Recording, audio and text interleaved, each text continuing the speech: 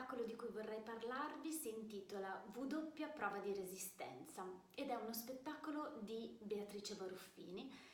che attraverso i linguaggi del teatro visuale e le tecniche di animazione di oggetti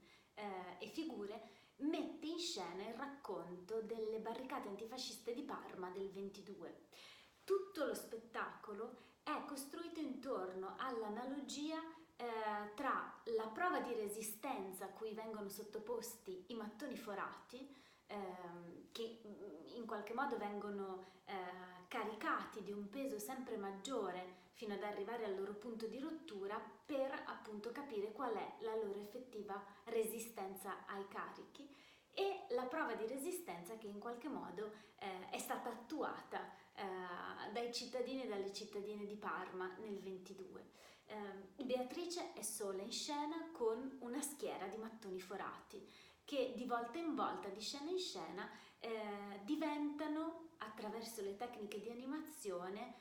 gli ambienti della vicenda, dal bancone di un'osteria alle abitazioni del quartiere dell'Oltretorrente, alle barricate stesse, oppure in alcuni momenti diventano anche i protagonisti.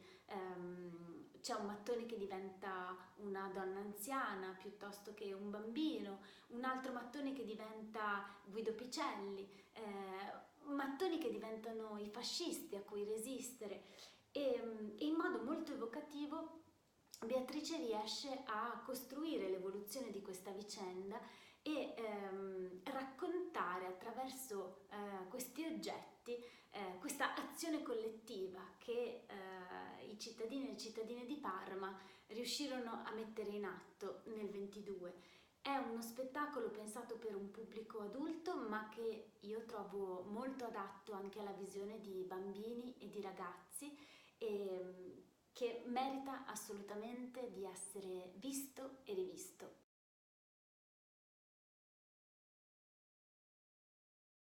Dux in Scatola è uno spettacolo del 2005, il più vecchio, tra virgolette, di quelli di cui vi parlo oggi. È un'autobiografia d'oltretomba di Mussolini Benito. È uno spettacolo della compagnia Frosini Timpano che vede in scena soltanto un attore e un baule.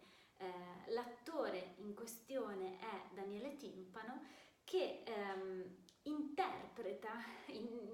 in qualche modo, identificandosi in modo grottesco con la salma di Benito Mussolini, la storia del cadavere dal momento in cui diventa cadavere fino a quando viene sepolto a Predappio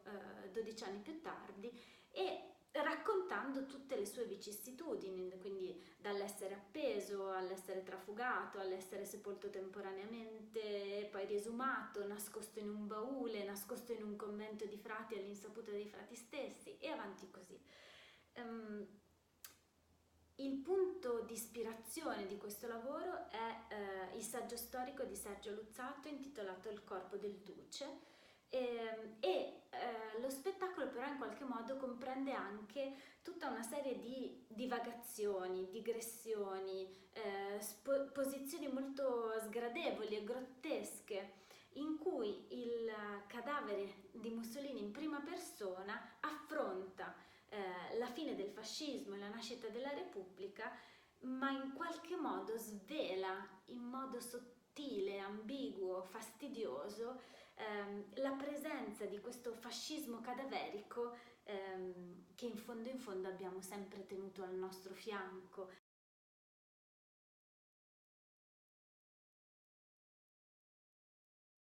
Anticorpi è un progetto performativo ideato e diretto da Paola Pisciottano. È una sorta di inchiesta documentario sull'influsso delle nuove destre sui giovani.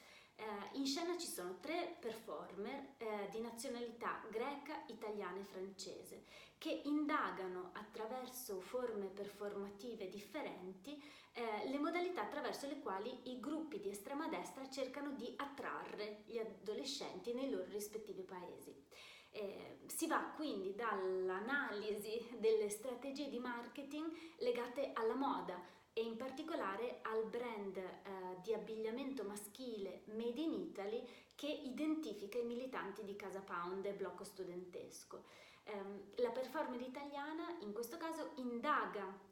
davanti agli occhi del pubblico le scelte grafiche, per esempio, delle campagne pubblicitarie, i nomi delle collezioni, per farvi un esempio, Semidio o Fighter, soltanto per citarne alcuni dei più evocativi, ma anche le occasioni in cui figure politiche di spicco a livello nazionale si sono fatte ritrarre con addosso questi capi di abbigliamento durante la campagna elettorale. Il performer greco invece racconta in una storia, in una sorta di autobiografia, le strategie di addescamento di Alba Dorata di cui lui stesso è stato vittima durante l'adolescenza e dalle quali faticosamente è riuscito a liberarsi. Il performer francese invece ad un certo punto interpreta un brano rap estremamente accattivante che solo alla fine si rivela essere, spoiler, un discorso di Marine Le Pen. La ricerca quindi viene continuamente contaminata dai linguaggi performativi e anche da delle video interviste che l'autrice ha fatto in alcune scuole superiori di Agropoli, che è il suo paese di origine, che è un comune campano, e nei rispettivi paesi di origine